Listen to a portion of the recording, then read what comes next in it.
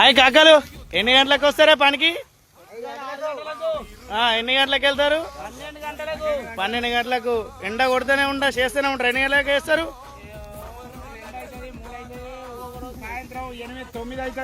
ఎన్ని లోళ్ళు వేస్తారే పొద్దుక వరకు? 8-10 వస్తుందా?